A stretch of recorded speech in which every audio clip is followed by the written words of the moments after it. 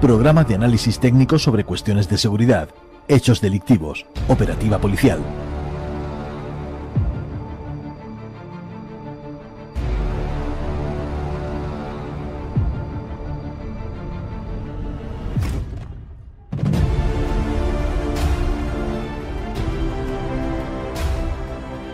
La Recámara, H50 Digital Policial, con Pilar Ramos.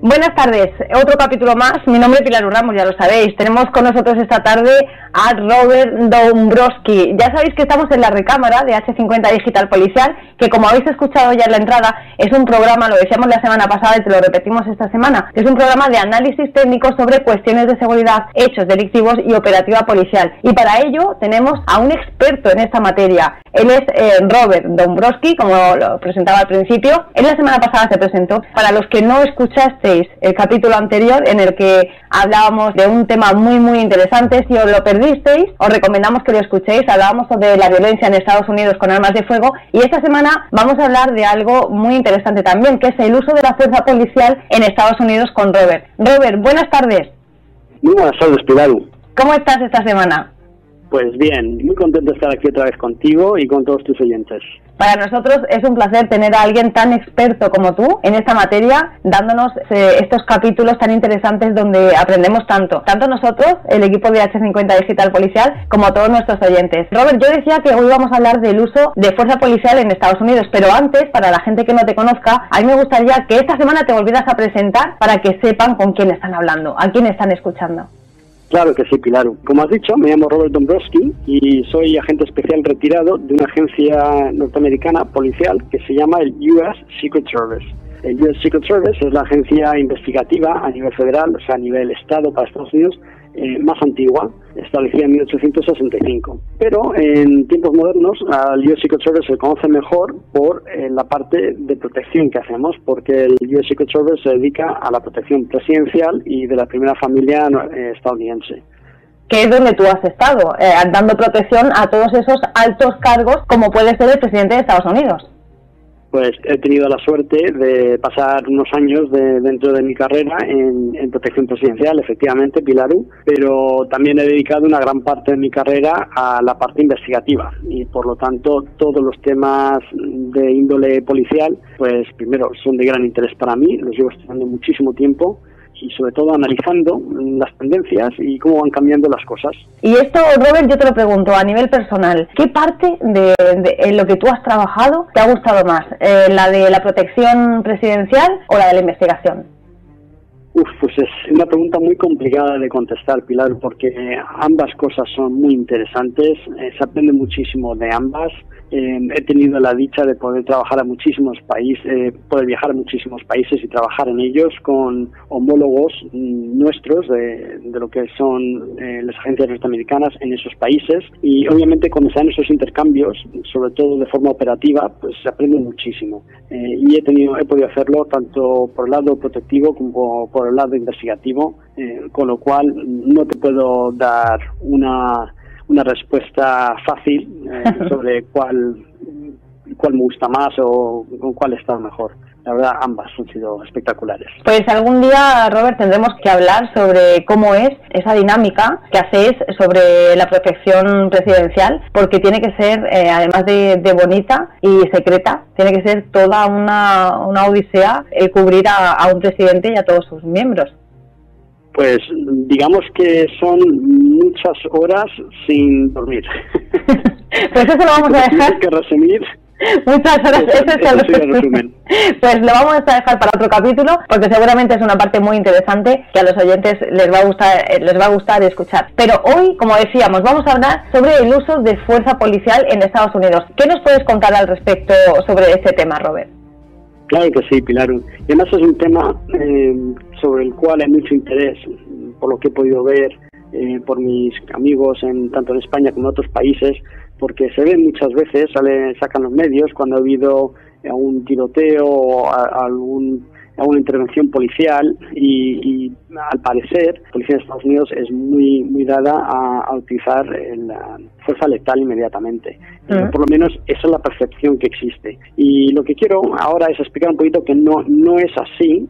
Sí difiere un poco lo que es el uso de fuerza policial en Estados Unidos a lo que puede ser, por ejemplo, en Europa, en España más concretamente, pero sin embargo tampoco es como se lo puede imaginar mucha gente, que inmediatamente vos te echas mano al arma y ya está. Esto me trae al tema de proporcionalidad. Existe también la proporcionalidad en Estados Unidos. ¿Qué queremos decir con proporcionalidad? Pues que el policía ha utilizado únicamente a utilizar aquella fuerza que sea proporcional a la que esté ofreciendo la amenaza. Con lo cual, si un policía en Estados Unidos está enfrentando a una persona que sencillamente está rehusando a seguir las órdenes, no quiere dejarse cachear o algo así, pero tampoco se ha puesto en plan conflictivo, tampoco está queriendo entablar una pelea con el policía o algo por el estilo, pues obviamente el policía no está autorizado a echar mano al arma o empezar a golpearlo o nada por el estilo. Por ese lado, hay muchas similitudes entre cómo funciona la policía estadounidense y la europea o española, más concretamente, como he dicho antes. Entonces, ¿cómo ven las cosas en Estados Unidos? Pues las Cortes, que obviamente a raíz de lo que suelen ocurrir en las Cortes, pues de ahí va saliendo las interpretaciones sobre derecho y las leyes que pueden aplicarse en estos temas. Y lo que se ha decidido es que la Corte lo que siempre va a evaluar sobre una acción policial es una prueba que se le llama la prueba de la opinión de una persona razonable. O sea, ¿qué es lo que hace esa Corte? Esa Corte lo que va a hacer es ponerse en ese evento en el que están evaluando para ver si el policía se ha excedido en sus acciones y va a intentar ver qué podría estar pensando el policía a la hora de actuar, y una persona normal, razonable de calle, ¿qué harían? ¿Cómo lo verían ellos? Si ellos estuviesen enfrentados a esa amenaza a la cual está enfrentado ese policía en ese momento, que ya te digo, puede ser una cosa muy sencilla, como eso, que alguien que sencillamente no está escuchando, hasta lo máximo, alguien que a lo mejor está pues encañonándolo con un arma de fuego. Entonces hay mucha variedad ahí, pero esa siempre va a ser la pregunta: ¿qué pensaría una persona normal? ¿Sí? Y van a evaluar cosas como pues qué posibilidades habría de que ocurriesen daños graves o muerte, tanto para el policía como para terceros, incluso para el sujeto mismo, porque también hay que tener en cuenta que muchos individuos tienen problemas de salud mental o algún otro problema y están contemplando suicidio, muchas veces utilizan armas para lo mismo, etcétera. Entonces, todo esto es lo que van a evaluar, ¿sí? Y dentro de eso también lo que se va a ver es si existe ese temor de pérdida de vida, ¿sí? Y qué otras opciones pueden haber. O sea, porque una cosa puede ser que yo tema que esta persona se pueda quitar la vida a otro, pero a lo mejor no estoy muy cerca de él, ni tampoco terceros están muy cerca de él, aunque lleve un arma, digamos que lleva una arma blanca, pues estamos a 40 metros y no hay nadie a su alrededor. En realidad tampoco es una amenaza para nadie en ese momento, por mucha arma que lleve, a no ser que sea un arma de largo alcance. Entonces todo eso se va a contemplar, y ahí es donde entra la proporcionalidad. ¿Por qué se difiere un poco de la proporcionalidad estadounidense a la española? Pues mira, Pilaru, Estados Unidos, lo que contempla la ley, por todos los dictámenes que han hecho las Cortes a lo largo de los años, es que el policía norteamericano puede ver el uso de fuerza proporcionalmente, pero lo ve de una forma más macro a la que se ve en Europa, España. ¿A qué me refiero? Pues que sencillamente lo que ellos van a evaluar es si la fuerza que está utilizando la persona a la que se está interviniendo puede ser letal o no. Entonces no se meten tanto por el tema de si es un cuchillo o si es un arma de fuego o si es, sencillamente miran todas las circunstancias alrededor de la intervención, y esa fuerza que está aplicando ese sujeto puede ser letal o no.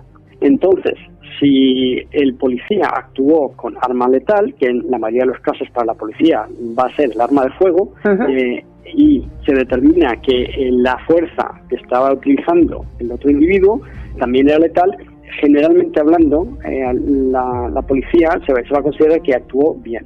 Esa es una gran diferencia, y por eso es que en Estados Unidos muchas veces se ve, aunque no estén encima de ellos, pero que pueden estar a lo mejor a un par de metros de distancia, una persona con un cuchillo y el policía lo dispare. Se han hecho muchísimos estudios, y esos estudios demuestran que una persona que tiene cierto entrenamiento con un cuchillo a pocos metros de distancia puede ser más eficaz y más rápido que una persona que tiene que desenfundar un arma y utilizarla. Por lo tanto, es un entrenamiento que además se le da a la policía para que se den cuenta de que esto puede pasarles y no tengan demasiada confianza a la hora de este tipo de enfrentamientos, con lo cual ese tipo de acción, de utilizar el arma de fuego, en Estados Unidos se vería justificada, cosa que en otros partes del mundo, en otros países, no sería así. ¿Y tú cómo ves, Robert? Te voy a hacer una pregunta. ¿Cómo ves que en otros países no esté igual de justificado? Pues hay muchas diferencias a nivel social, a nivel cultural, Pilar. No es lo mismo la criminalidad en Estados Unidos que en otros países. ¿Sí? Hay muchos compañeros que podrían diferir con lo que estoy diciendo, pero todo se basa en experiencias personales, en qué zonas ha trabajado. ¿Sí? Incluso en España estoy seguro de que si hablases con compañeros tanto de la policía como la Guardia Civil, como policías locales y demás, te dirían que hay diferencias de trabajar, por ejemplo, en Valencia, estando en la calle en Valencia, a trabajar a lo mejor en Vigo. Pero diferencias, claro que tiene que haber, claro, porque incluso dentro de una misma provincia tiene que haber diferencias por barrios. Hay barrios más peligrosos, hay barrios menos peligrosos. Hasta ahí estamos de acuerdo. Pero de lo que estamos hablando es del uso de la fuerza policial ante un ataque con las mismas circunstancias. Es decir, un policía con la gravedad. Yo expongo el tema en la misma circunstancia. Es decir, un policía de Estados Unidos, un policía europeo o español, que esté en la misma circunstancia de una agresión, de una actuación. Respecto a lo que tú nos has contado, ¿cómo justificarías tú que se haga de diferente manera? Es decir, que por ejemplo en España se pueda incluso llegar a sancionar a la gente y en Estados Unidos se vea con la mayor legalidad. Porque volviendo a lo que me explico un poquito mejor lo que te quería decir, que la criminalidad en Estados Unidos es una criminalidad, es un elemento criminal que es más dado a la violencia, en mi opinión. Estoy hablando, ¿no? Más agresivo. Por lo que yo he visto en los estudios que se han hecho, mucho más agresivo. Entonces, no es nada raro en Estados Unidos que cuando vayas a hacer una detención o quieras hablar con un personaje porque esté haciendo algo indebido y demás, que sencillamente quieran o pelear contigo por simple hecho de que lleves un uniforme o sacar un arma, etcétera, etcétera. Y como ya hemos hablado anteriormente de que hay una gran prevalencia de armas de fuego en Estados Unidos, pues siempre es una cosa a la cual hay que estar pendiente, que puede ser que haya un arma de por medio. ¿Sí? Entonces, eso es una de las grandes diferencias, digamos. Te pongo un ejemplo. Yo cuando empecé con el servicio secreto, una de mis primeras investigaciones, imagínate con qué sorpresa, porque yo no tenía la experiencia así a nivel macro investigativa, qué sorpresa me llevé cuando empecé a investigar a un individuo y resulta que cuando saco los antecedentes tenía 39 arrestos y detenciones esta persona. Y estamos hablando de cualquier tipo de delitos. Y claro, lo primero que pienso yo es, ¿pero qué hace esta persona suelto por la calle? Y es una persona que ya tenía tendencias agresivas contra la policía y demás. Pues de esos hay bastantes en Estados Unidos, porque hay muchas diferencias de estado a estado en cuanto a las condenas, en cuanto a los delitos que se imputan y demás. Entonces, estos son todo consideraciones a la hora de usar la fuerza. Y una cosa para la cual las Cortes han sido muy claras es que, aunque se considera que el policía norteamericano pues tiene un entrenamiento, una capacidad de autoprotección y de protección para otros y demás, esa capacidad lo que les permite es precisamente a utilizar las técnicas y a utilizar los equipos, armas y demás que se les asignan para sus funciones. Pero eso no quiere decir que se pueda utilizar esa experiencia en su contra.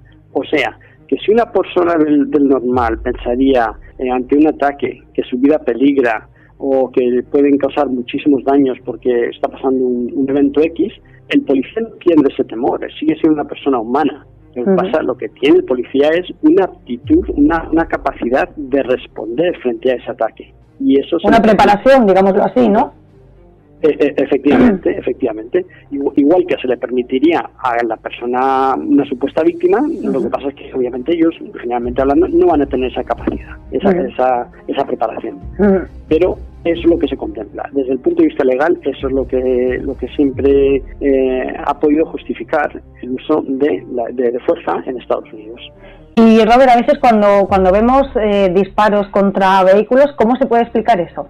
Por lo mismo, porque cuando estamos hablando de lo que es fuerza letal, incluso no tenemos que ir muy atrás, podemos ver los ataques que se han dado tanto en España como en Estados Unidos, donde terroristas mismos han utilizado vehículos en contra de gente. Entonces, ¿qué es lo que vemos? Que un vehículo puede ser un arma letal. Sencillamente, se ha utilizado. Claro, de hecho lo está haciendo, los narcotraficantes la utilizan mucho para embestir a los agentes.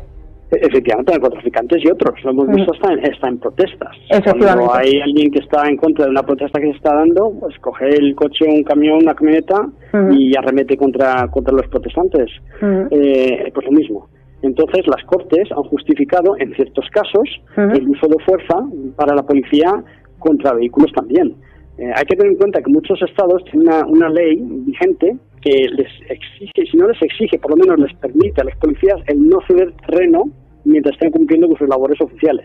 Se llaman Stand Your Ground Laws. Básicamente, ¿qué quiere decir? Que si yo estoy en medio de la calle, yo sé que tú eres el autor de un delito X y te debo detener, tú te me echas encima con un vehículo, yo tengo la opción de apartarme si quiero, pero legalmente no estoy obligado a hacerlo. Puedo quedarme donde estoy mientras esté efectuando mis labores oficiales e intentar hacer esa detención. Entonces, esas leyes también protegen mucho a la policía en Estados Unidos. Pues Robert, en este último punto, porque tenemos que terminar aquí el capítulo de hoy, lo que nos hace pensar es en el peligro que existe en las persecuciones vehiculares. Y a mí me encantaría que la próxima semana pudiéramos hablar justamente de este tema. Me parece estupendo, Pilar, claro que sí, hay mucho de qué hablar en cuanto a ese tema. Pues entonces nos encontramos la semana que viene en el próximo capítulo de La Recámara, donde hablaremos con Robert sobre las persecuciones vehiculares. Robert, un placer, como siempre, poder contar contigo, con tu experiencia y con tu profesionalidad. Te emplazamos a que la semana que viene estés con nosotros de nuevo en H50 Digital Policial en el programa de La Recámara. Muchas gracias a ti, Pilar, y claro que sí, desde luego, ahí estaré. Pues muchísimas gracias, Robert. Hasta la semana que viene. Hasta luego, Pilar. Chao. Gracias.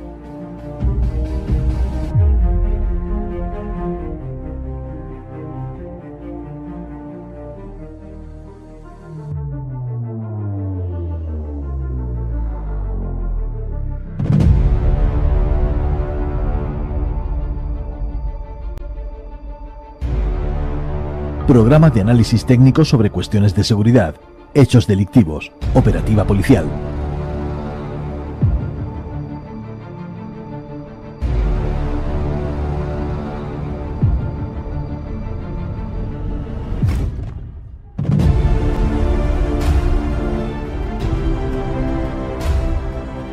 La Recámara, H50 Digital Policial, con Pilar Ramos. Síguenos a través de nuestras redes sociales en Facebook, Twitter, Instagram y YouTube H50 Digital Policial, o en las redes sociales de Pilar Ramos como Twitter, Instagram, Facebook y YouTube.